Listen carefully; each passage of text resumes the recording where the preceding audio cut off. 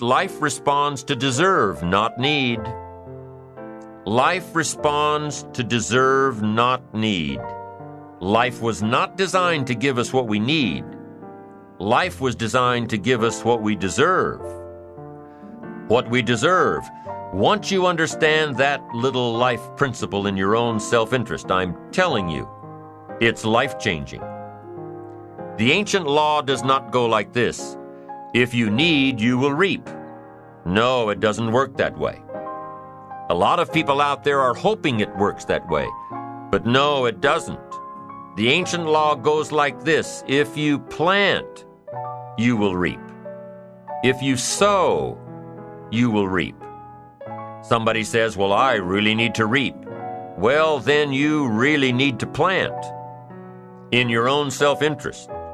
Your own self-interest needs to be educated in how to plant, how to do it so everybody wins, because life doesn't respond to need. You can't go to the soil and say, I need a crop. The soil just smiles at you. And here's what the soil says. Don't bring me your need, bring me some seed. Bring me some effort. Bring me some discipline. Bring me some interest. Bring me some service.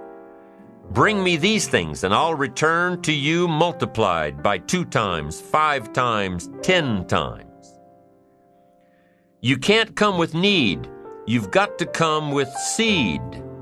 You've got to come with willingness. You've got to come with skills. You've got to be willing to learn, willing to change, willing to grow, willing to put yourself out, willing to stand up to the bad weather, willing to pull out the weeds, willing to nurture. That's the only way you get a return. Once you understand these principles, self-interest now truly becomes an exciting challenge, making sure everybody wins. Enlightened self-interest makes sure that everybody wins. Now here's another one. If you want to find, you must search. And if you search, you will find. In order to find, you must search. You must go to church. You must go to the seminar. You must go to the library. You've got to go to the bookstore. You've got to go to the class. You've got to go to the training. You've got to go searching. Why? If you search, you will find. You'll find ideas. You'll find inspiration. You'll find hope. You'll find contacts. But you've got to be out there, on the search, on the look. Life reserves its treasures for those who deserve it, not those who need it. Enlightened self-interest, giving so that you will receive, searching so that you will find, making sure that everybody wins all the way around. Enlightened self-interest needs to be educated. Enlightened self-interest says, I will learn that life is not just the passing of time. I will learn that life is the collection of experiences, ups and downs, highs and lows, laughter and tears. You must decide to act. You must have the discipline to act. Now here's what's important about discipline. One discipline affects another discipline. All disciplines affect each other.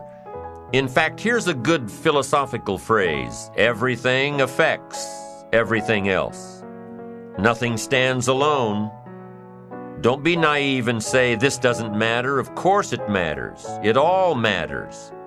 Some things may matter more than others, but everything matters. If you'd rather sleep in than go for a walk around the neighborhood, pretty soon it will matter. If you'd rather spend your money instead of saving it, pretty soon it will matter.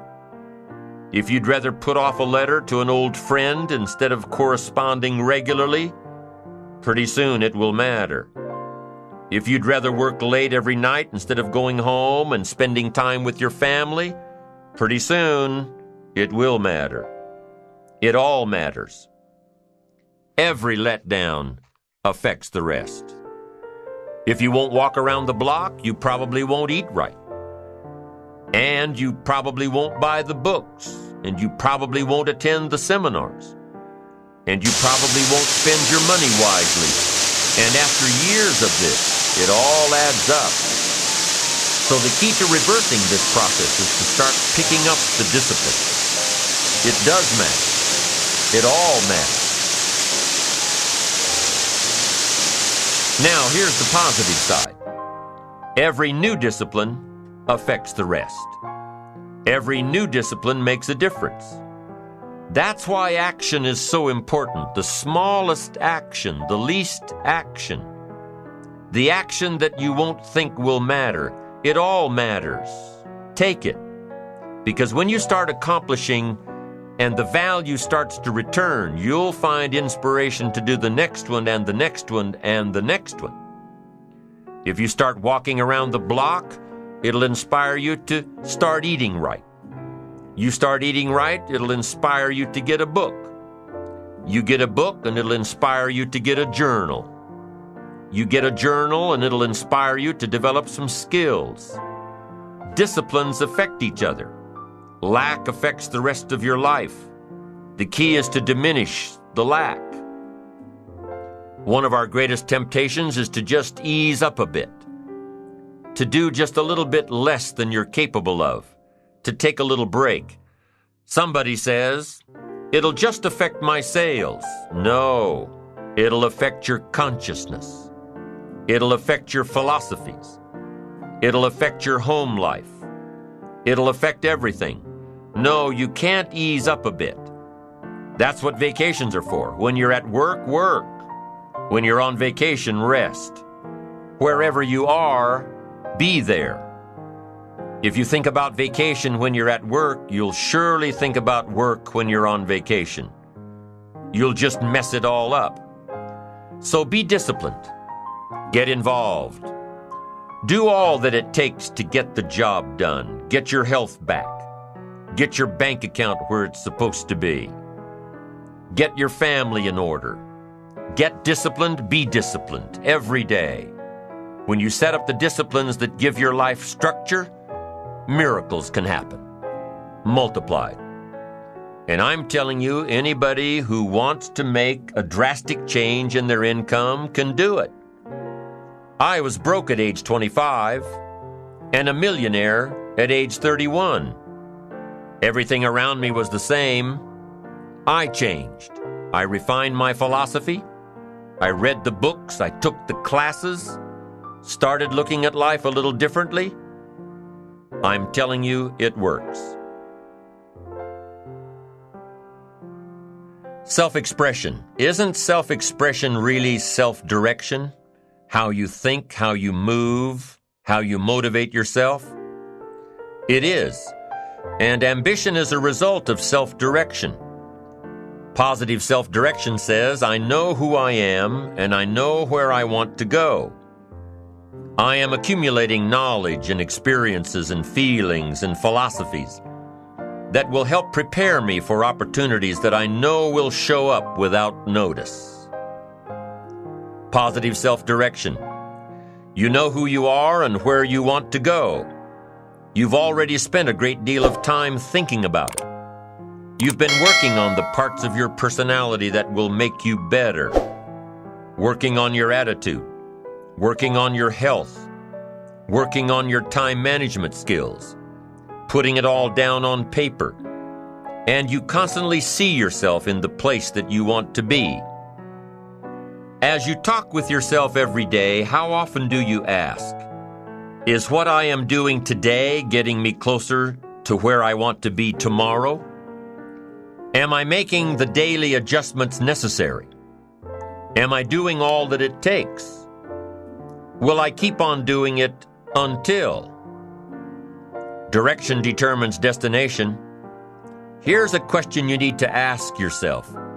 Are all of the disciplines that I'm currently engaged in taking me where I want to go? Are all of the disciplines I am presently engaged in taking me where I want to go? What an important question at the beginning of the month, at the beginning of the week. at the beginning of the day. Because here's what you don't want to ever do: kid yourself.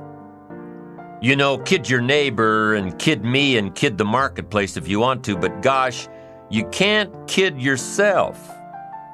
With your fingers crossed, hoping you'll arrive at a good destination when you're not even headed that way. You say, well, maybe the wind will take me. Well, there's a chance. But you've got to take charge. You've got to ask yourself often, am I? Am I doing the disciplines that are taking me in the direction that I want to go?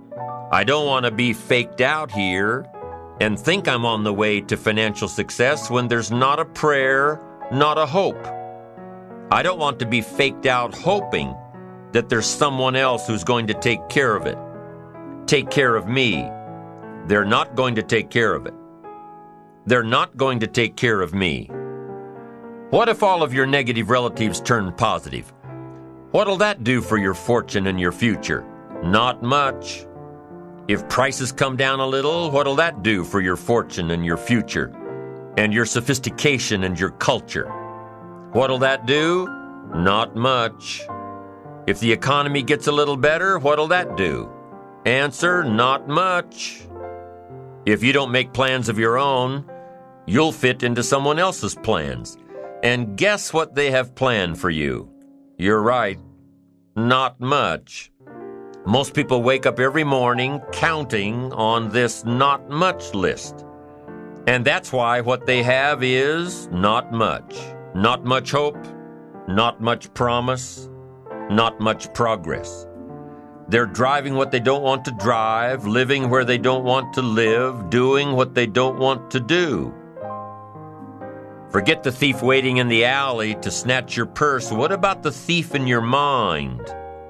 Lazy, not stimulated by thoughts and questions. Don't become a victim of yourself. Ask yourself these questions. Is this the direction I want for my life? Is it someone else's direction? Is it a goal that I have been ingrained with since my childhood? Is it my parents' or my spouse's or my boss's or my children's? Is it mine?